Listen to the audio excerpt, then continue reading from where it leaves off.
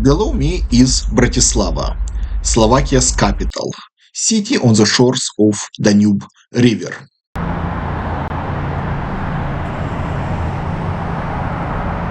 While city is abundant with sites and monuments of the imperial past, today we will dive in exploration of Bratislava's communist heritage. Let's keep exploring this Austro-Hungarian aesthetic.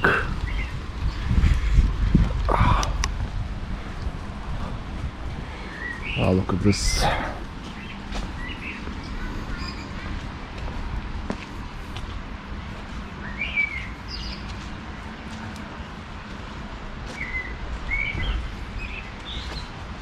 Let me see. This is a cathedral. Today we will explore Soviet War Memorial in Bratislava and learn a little bit about Slovakia's history during the Second World War. This is going to be the first video in the series where I will visit various Soviet monuments in Europe. This series is dedicated to the 80th anniversary of the great Soviet victory over Nazism and fascism. So, here again,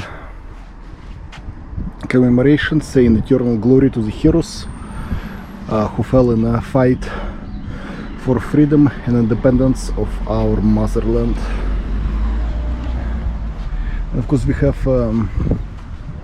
sort of, it must be written in Slovak, but we have this similar, I guess, leitmotif where a soldier is kneeling down and kissing the flag. At the top of the Slavin Hill towers the monument to the Soviet soldiers who gave up their lives liberating Slovakia from Nazi occupation.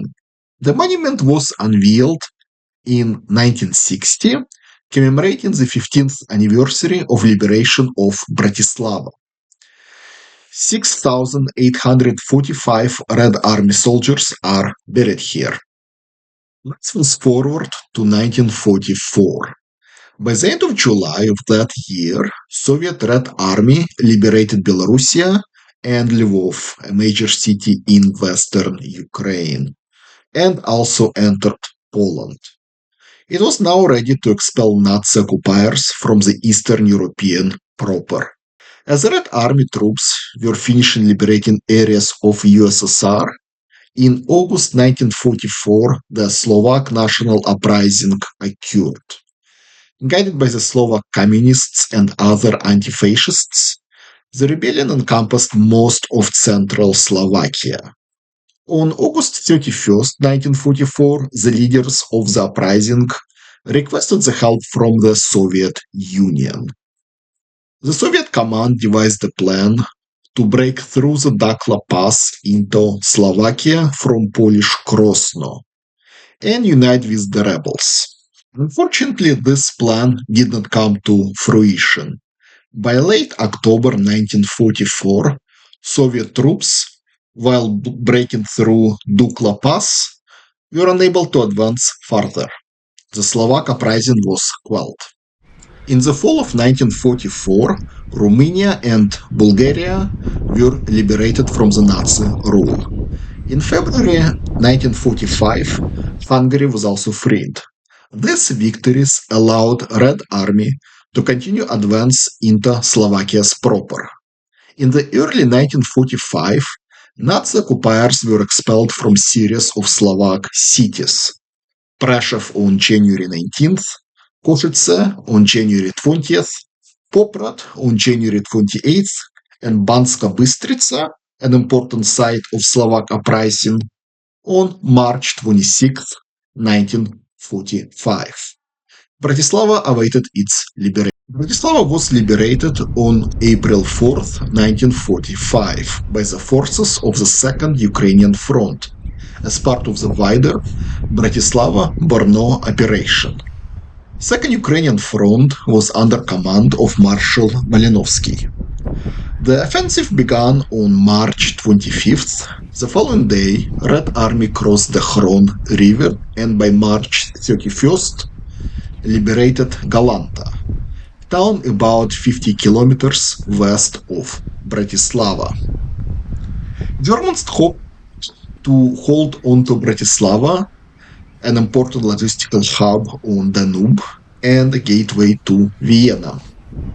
However, on April 2nd, Soviet troops entered northern and eastern parts of Slovak's capital. By the 3rd, German troops fled on the other bank of Danube, blowing up bridges and hoping to stymie Soviet momentum. Yet, these attempts proved futile. On the 4th, the remaining German troops that were holed up in Bratislava's castle surrendered. Slovakia was liberated. Red Army lost more than 16,000 soldiers during the Bratislava-Brno offensive.